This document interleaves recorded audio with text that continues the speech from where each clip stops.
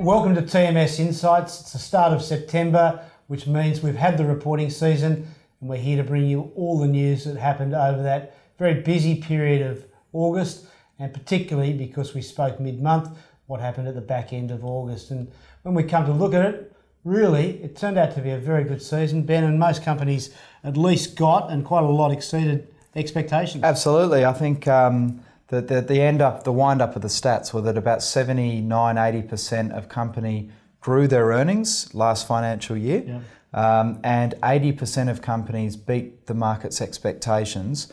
Although I would say there was a fair bit of softening down of those expectations coming into reporting season during July.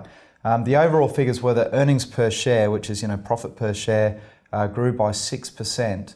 However, the revenue growth across businesses was only 2%. So we can still see a big feature of profit growth is coming more from cost cutting than it is from revenues growing. And that's still, I think, a bit of an issue for the market. Yeah, it's hard to keep cutting costs forever. The other side of things, which is great for shareholders, is the increase in dividends. So Absolutely. There was a good growth in dividends across the board. And boards, I think, are really getting the message. We want this money paid back to us from a lot of, particularly the self-managed super fund army. I think you still need to be mindful that when companies are paying a high proportion, and if anything, we might swing a bit too far the other way, where too much is being paid out to their shareholders and not enough reinvested into the business, which would mean that you can't expect too much in the way of the capital growth or the share price going up.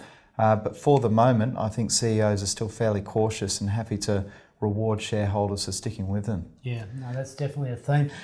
Looking at results in particular, one that caught your eye was the Origin result. Yeah, look, if there was three in the sort of the bigger end that clients owned that I was pleased with, Origin I thought was good in that the core business is still experiencing there's a real depression in wholesale electricity prices on the East Coast at the moment, which is leading to electricity prices falling. And also a lot of excess capacity in the system. But the jewel in Origin's crown has, for 7 years now, they've been constructing this APLNG project up in Gladstone. And for the first time, they've given financial forecasts for it. And the project will come online next year. And in 2016-17, we'll have the first year of full profit contribution from that project. And there'll be about $1 billion in cash flow paid through to Origin as a result of that. And we still think, largely think that the market's not really factoring that in, but it will as we get closer and as that project continues to be de-risked. Wesfarmers, Woolies? Interesting, yeah. Two of our biggest stocks obviously reported in the back half of the month, and on the face of it, Wesfarmers seemed to get the thumbs up with some very good headline numbers, in particular because they had the asset sales through the year of the insurance businesses. But when you actually strip them back, they're actually very similar. What we've got here in terms of Woolworths, whose growth to most analysts I think looked a little bit light on, they weren't overjoyed by it. When we strip back to what the core assets of these groups are, they both own one sensational business. For Woolworths, it's their liquor and food business, at phenomenal returns out of that liquor business and very good cash flow and consistent profit growth out of the food side of the business. From Wesfarmers, that Bunnings business is amazing. And the story unfolds further because we know that one of the disappointments for Woolworths was their Masters joint venture, which is, of course, their home improvement offering to get into the same space as Bunnings, where returns are really quite massive. And there was some disappointment that losses have grown to about $170 million over the past year in Masters. And that was at a time when maybe it was expected to break even this year. They will break even, will be a couple of years down the track, and at the moment the market's disappointment probably represents a bit of an opportunity with Woolworths, which is more or less the sleeper in the two. And we think the investment into that home improvement business will pay off in time. It is small change that they're losing on it at the moment, and yet the gain when they get through and get decent market share is quite massive. The good story for Wesfarmers shareholders was a very large increase in the dividend, which was appealing, $1.05 fully franked, and then a 10-cent special. And coming up in December, after the AGM, $1 of additional capital return. So Wesfarmers, which everybody knows we have been very keen on for a long period of time, has been very generous. Its shares have returned very well in that reporting period as well.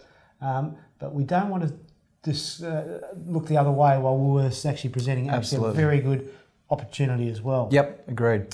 Ben, one of your other favourites? Yeah, look, a couple of others, and I think this is a trend we've been speaking about, Jeremy, as well, is trying to find some businesses with more offshore exposure that are growing their earnings a bit stronger than some of the more domestic focused business. And two that clients own that did really well were CSL, which is truly one of the truly global great companies we own on our stock exchange.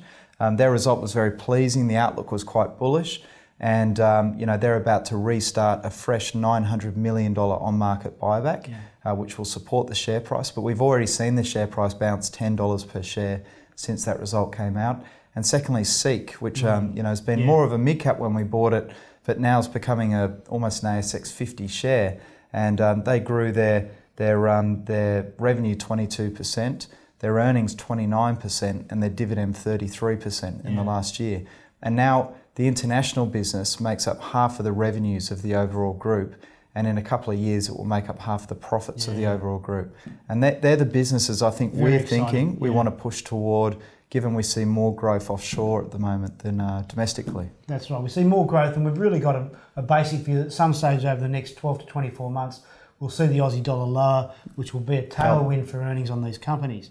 And it might also give rise to a brief comment about fund managers, which reported in the season. We had Henderson, AMP, Platinum, Magellan Financial, all interesting companies showing good profit growth and dividend growth.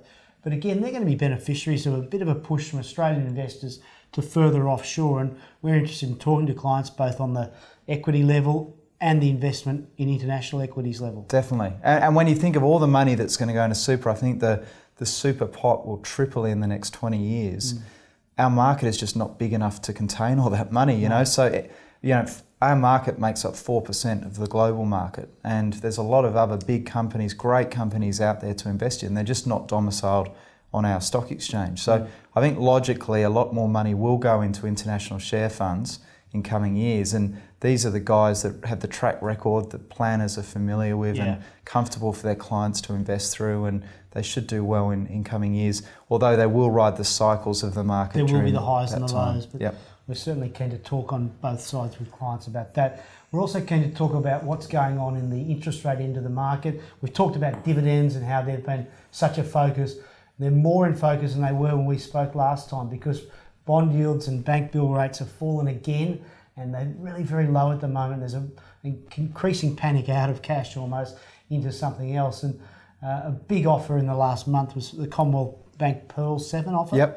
And so we've got which a lot of clients already have stock in. And our recommendation, of course, is to roll into the new series. There was a small allocation to new investors, which is very heavily oversubscribed. So we believe that these will trade at a premium once they come onto the market. Probably the best quality issuer in the Australian market standing behind them, and offering a rate of 2.8% above the 90-day bank bill, which is about 5.4 at the moment. But bear in mind that is a floating rate that will move up and down with interest rates. And we do have a small allocation for fresh money. So if clients are interested and they're in that tax-free environment, which is where you would invest in these things, otherwise you wouldn't do it, please feel free to give one of us a call. Yeah, great. So that really wraps up our reporting season, a good one for the 2014 financial year. We'll be back in a month's time with another TMS Insights. Jeremy Hook and Ben Clark signing off, and look forward to your company next time.